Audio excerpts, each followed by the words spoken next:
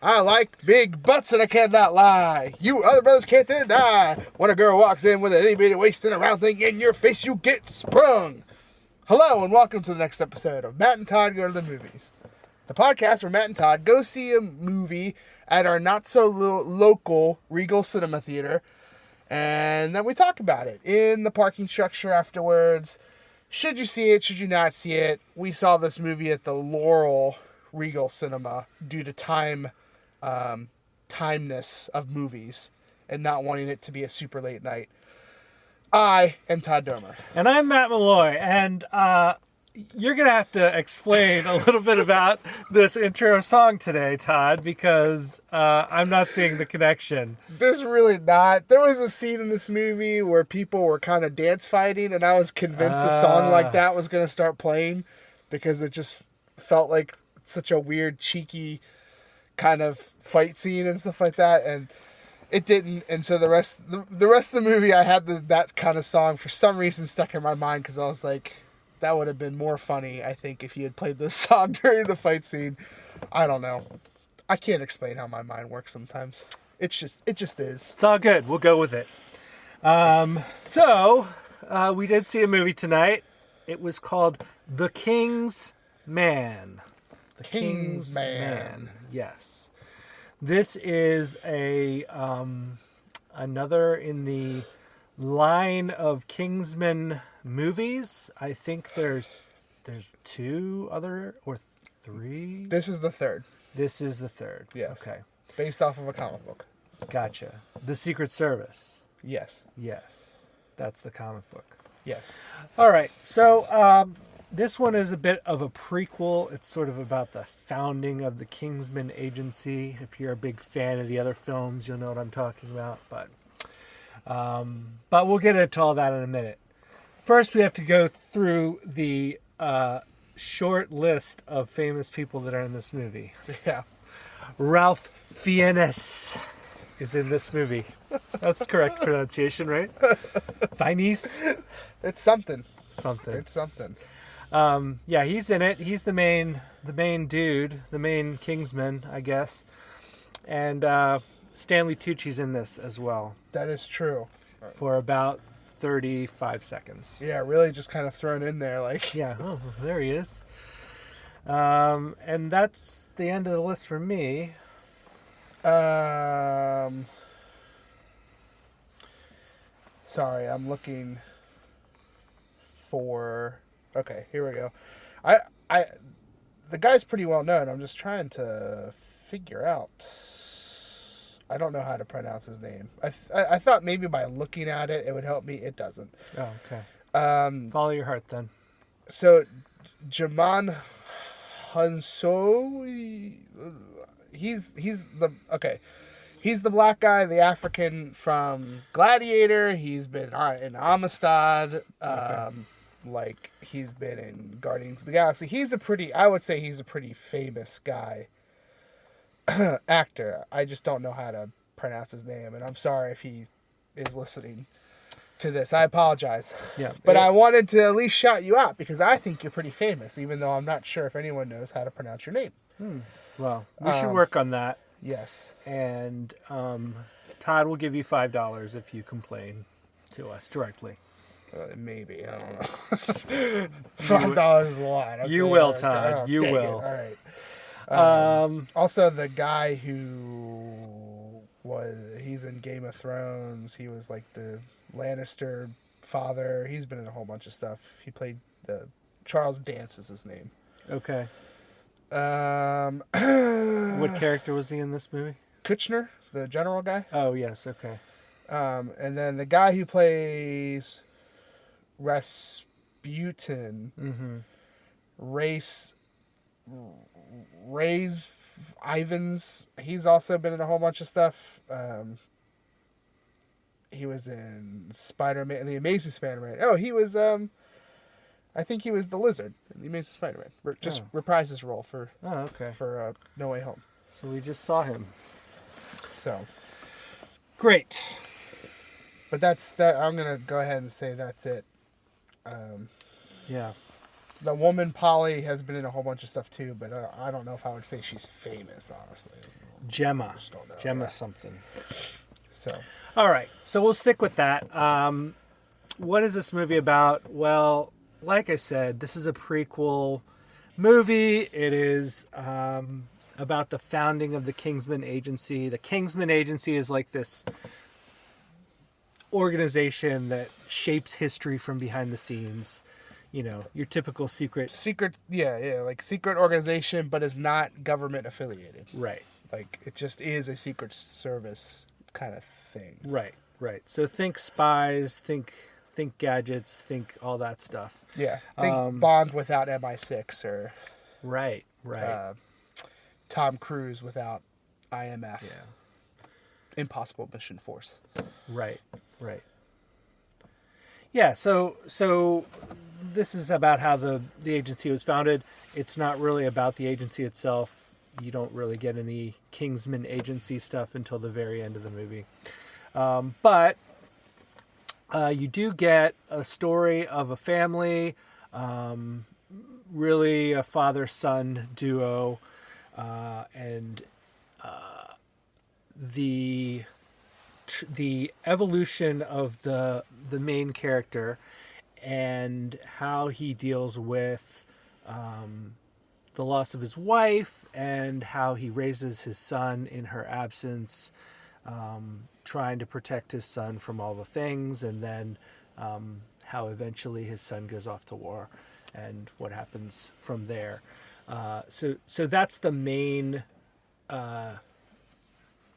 non-historical part of the movie. Yeah. Everything else is around the events leading up to and including World War One,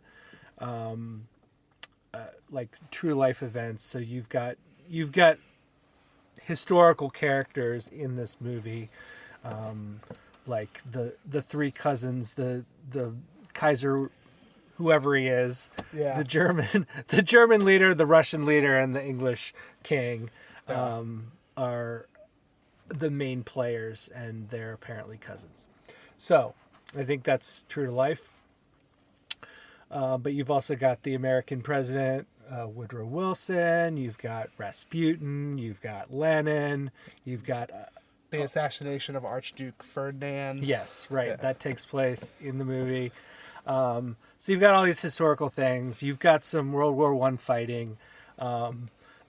But all of these are really positioned around how a father is trying to protect his son from violence in the world, and how his son grows up to embrace his duty as he feels as a patriotic citizen of England, and how that affects his father, and eventually how they have an improbable final battle on top of a mountain.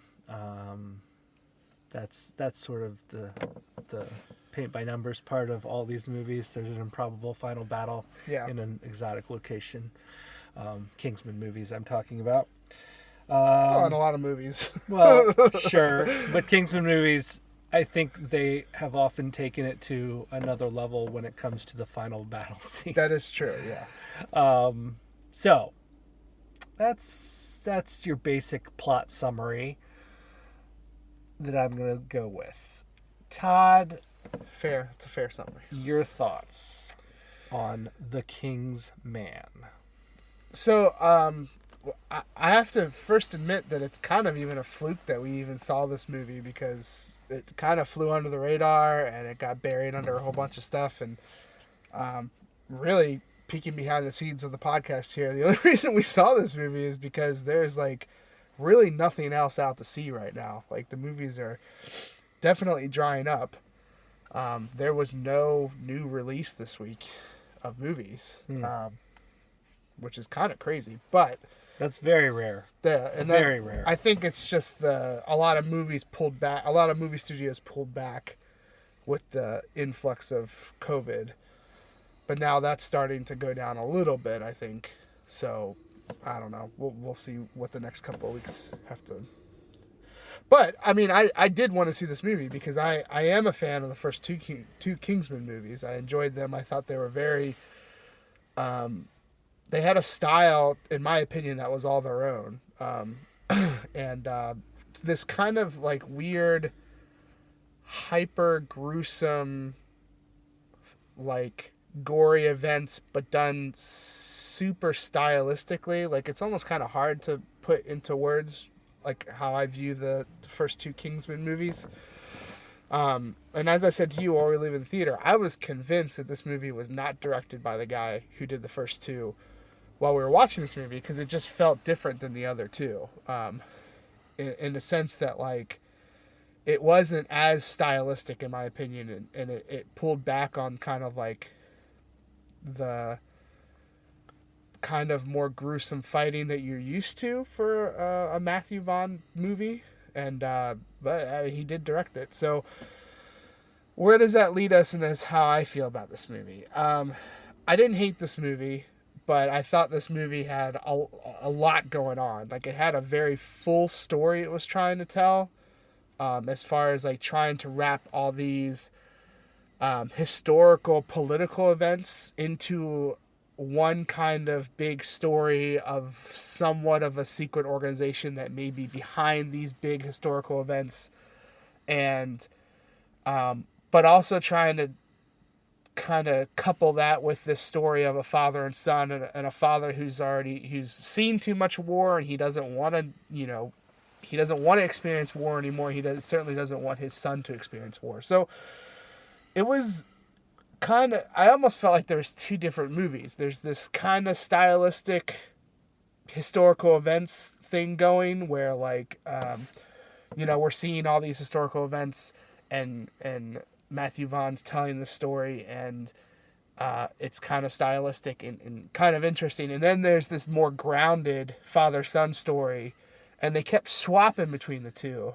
And I think if they had done one or the other, it would have been a better movie, instead of trying to push them together into one big story. So I think the fact that there was so much happening in this movie really was a huge subtraction for me, of just trying to include all these events, trying to hit all these notes of a father-son story, trying to hit, anti-war messages while also throwing in, that war is inevitable when evil's doing its thing. And so it turned into a little bit of a mess. I do think towards the end, though, it cleaned itself up a little bit and got into more of a concise story that you could kind of get behind. There was some twisty turns in this movie. One specific twisty turn I thought was really, really interesting and good, and then one twisty turn I was like, this is a paint by numbers twisty turn that anyone could have seen coming, and I think you could have done without this. I thought it was a waste. But so it's almost like every good thing I have to say about this movie, there's also a bad thing that kind of shadows it. So, as far as like, that's the story, that's all that kind of stuff. Acting, I thought, was pretty okay. Like, I didn't think there was, like, with these kind of movies, I don't think you're really gonna, like, hit a note of such fine acting that someone's gonna be like, oh man, you gotta see this tour de force. However, though, I think the special thing that the first two movies had going for it, which was Colin Firth, this, like, thespian actor in an action role, the novelty of that was lost on this one, because now you have Ralph Fiennes, or however you say his name, is in this role. He's done action before, so it's almost like the novelty of that wasn't there, and it's such a big novelty for the other two movies, and it was, I could see where I'm like, man, if they had found another actor who had a well-established actor who had never really done action and pulled this person in to do action, they could have recaptured a little bit of the magic of the first two. But it just wasn't there. Not through any fault of Ralph Fiennes, or Ralph Fiennes, however you say his name. Not through any fault of his own. I thought he did fine. He was good. Everyone was fine and good in this movie. It just it didn't know what it wanted to be, and I think that's a huge problem for it. I also don't think we needed this movie, in a sense of, like, when I watched the first two Kingsman movies, there wasn't an essence of, man, I want to see how all this got formed and stuff like that. But, Hollywood rules the world, and you knew if they had two successful films, then one of the, things they're always going to do is like, well, now we got to tell the origin story because we had these, first two, films, and, we can't think of anything original anymore, so let's do the origin and all that kind of stuff. So I do hope that they make more of these. I don't know if I want to see any more historical past Kingsman movies, but I would like to see future Kingsman movies set in, the present, with Matthew Vaughn doing them. But as far as this movie, can I say go see this in theaters? Well, one, I don't think you have the chance because I don't think it's going to last the next couple of days in theaters. But if you're a fan of these movies, or if you're a fan, there's some fine action in this movie. I don't think there's one thing that really stands out in this movie as far as action goes that makes me go, ooh, this movie. It had a fun dance fighting number. And that'll stick with me for a little bit, but it's not, reinventing the wheel or anything like that. So I would say for most of it, it was pretty on par with where you would expect it to be. In some ways in the story, it fell short. So, see it if you want to. If you've got a 2-hour gap and you're like, hey, I can stream this movie, and I was interested in it but I never saw it, sure. But I feel like those are really the only circumstances that people should really see this movie. I don't know if anyone's really going to go after it pretty hardcore once it becomes available for streaming, unless you love the first two. So, more power to you if that's what you do. I just don't know. I don't think this one lives up to the first two, in my opinion. So I think that's where I'm going to land. I want to give one more little small credit. Is that, like you said, the climactic fight of this movie happens on top of a mountain, and I have a severe problem with heights, and that triggered me in the movie at times when they were fighting on this mountain. And I don't know if that's ever happened to me before. There were times where they were doing typical cliffhangers and someone's hanging off, and I was like, oh gosh, that's really high. So I guess that's credit to them. So yeah. Matt? Well, I think this movie was too long. Yeah. I agree. They couldn't decide if they were making this heartfelt father-son drama or this wacky historical fiction over-the-top Kingsman style movie. Right. And it was a little jarring to switch between those, as you said. I didn't like the first half of the movie at all. I didn't care about any of the characters until a certain point in the film. You mentioned a twisty turn, and then I was like, oh, they did that? Yeah. Okay. Yeah. Well, maybe now this will be okay. And I think the end of the movie was okay to borderline good. But for me, the first half of it really detracts from it. And I will also say, as a fan of the first two movies, it doesn't live up to kind of the wacky over-the-topness that I was expecting out of a Kingsman movie. With the exception of the Rasputin dance fight. Yes, everything that had to do with Rasputin just oozed Matthew Vaughn Kingsman movies. Right. But I also, I think, and I could be wrong, but this movie felt PG-13 while the other movies felt R. The other movies were definitely R. Yeah, and this one didn't feel R to me. I'll have to look that up at some point. But it definitely didn't push the envelope like the other two movies went, even as far as language and stuff went, I felt. Yeah. So, anyway, I distracted you probably. Go for it. It's all good. So, I didn't really like this movie. I will say, if you've seen the other two, you might as well watch this one. You do get, you can probably just watch the end, and you'll see how the Kingsman Agency is formed. And probably watch the last half hour, and you could get the gist of everything. That's true, and that's probably a better film than what we saw. Just 30-minute vignette. But then they wouldn't get anything with Rasputin. True. Well, that can just be a little prequel, and then There you you just go. skip to the end. There you go. There you go. There's the Matt and Todd edit. We fixed it for you. of this movie. You're welcome, Hollywood. Yes, 45 minutes long. Rasputin right into the climactic battle. So yeah, if you like the other two, you'll probably watch this one. You don't really need to, but that's the target. The target audience is those folks. So that's where I'm going to leave it. Fair. Well, in my opinion, there's like really only one rating system for this movie, which is how many dance fighting battles would you give this movie? Which is like I said, is gonna stick with me for the next couple of days. I'm gonna be thinking about this Rasputin dance fighting battle. Obviously, 0 being the worst because then no one's dancing or fighting, and that's just boring. 5 being the best because then it's just a whirly twirly good time.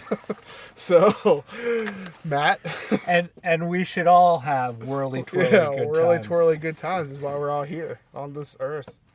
Yes. So I'm going to go with a 1.9 Rasputin dance fights out of 5.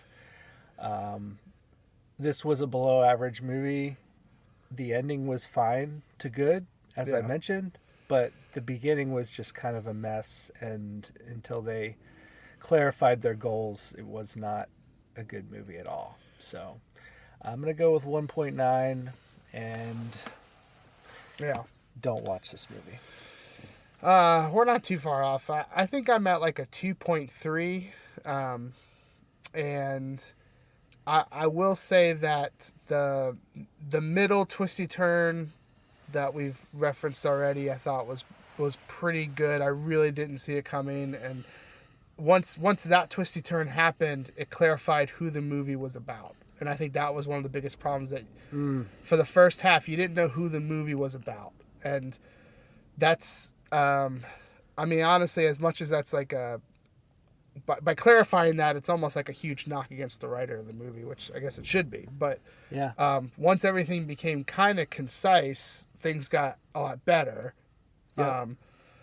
So it's kind of a shame, because I feel like if the writer knew that going forward from the beginning, this is who the movie's about, this is what's going on, then I feel like we could have had something better on our hands, and something that could have been more stylistic. That is what we expect from these movies. So it just kind of lost its way. Hopefully, if there's more, it can come back. But I think 2.3. I mean, I agree with everything you said. I don't really know if anyone, besides people who liked the first two movies, I don't know who this movie's for besides them. So maybe history buffs. If yeah, you really I mean, World it War did I. try really hard to include in like actual things from history. Yep. But also, we're not history buffs, so maybe they just like really screwed the pooch on the history side of things too, and I would just never know. Yeah, that's true. So we could be giving it credit when really it just crapped the bed on that front too. So I think it was decent. I think they covered most of what I actually remember. So I will say, I don't know, this doesn't say anything good about me or the American education system, but I didn't know many things about the World War I that this movie taught me, except for the fact that I knew that the assassination of Archduke Ferdinand was one of the sparking points of World War I, and the only reason I know that is from like an SNL skit where like I think it's a trivia show, and every question's been like super easy, and then they drop this hard one like out of nowhere that's the joke. Nice. Stuck out with me forever. So props to you, SNL. Yeah, way to go. Not props to you, this movie. Yes, well. All right, well, that's going to wrap it up for this episode of Matt and Todd Go to the Movies. We saw The King's Man, and we gave it an average rating of 2.1 Rasputin dance fights out of 5. And that's not great. It's not very good. Yeah. So certainly not the worst movie we've ever reviewed, though. It's not. It's better than the last movie we saw, in fact. That's true. And hopefully this night will end with me not in the emergency room as well. Whoa, Todd, pulling back the curtain. Personal information. Yeah. Who wants to know more? Too bad. You never will. Todd's okay. Todd's good. I am okay. And before we completely wrap up, I'll give a shout out to two people who reached out to talk about the casita, the word casita. Oh, yeah. One, our friend Alec, and two, our friend Marie, both reached out in different venues to say that a casita is a small house or a guest house. Yeah. So, wait, in what platform did Marie reach out to? I might have missed that one. she reached out in the form of texting me. Oh, okay. All right. The definition of the word casita. I was like, man, I missed that one. I must not be up on our... Yeah. No, she was listening to that episode, and... well, we still appreciate it. We do. Though you cut me out of it, but that's fine. Yeah, well, I'm telling you now, Okay. I'm in the loop. You're in the loop. All right. Our listeners are feeding back, Todd. It's what you've always wanted. It is what I've always wanted. I need to shut my mouth and not complain on how they're doing it. Yes. Okay. So, yes, thank you for that information to our two loyal listeners there. If anyone knows more about World War One, then we'll start throwing in information. Then. Or how to pronounce Ralph Fiennes' name. Oh, my gosh, yeah. Or the guy who played the lizard, too. I probably butchered his name. And the African guy, I butchered his name. Throw it all at us, I guess. We need a lot of help from listeners for this particular episode of the podcast. But... So thank you to listeners who have gotten us this far. Keep listening, please. We'll keep making these, and we'll see you next time. Da da da da da da da da da.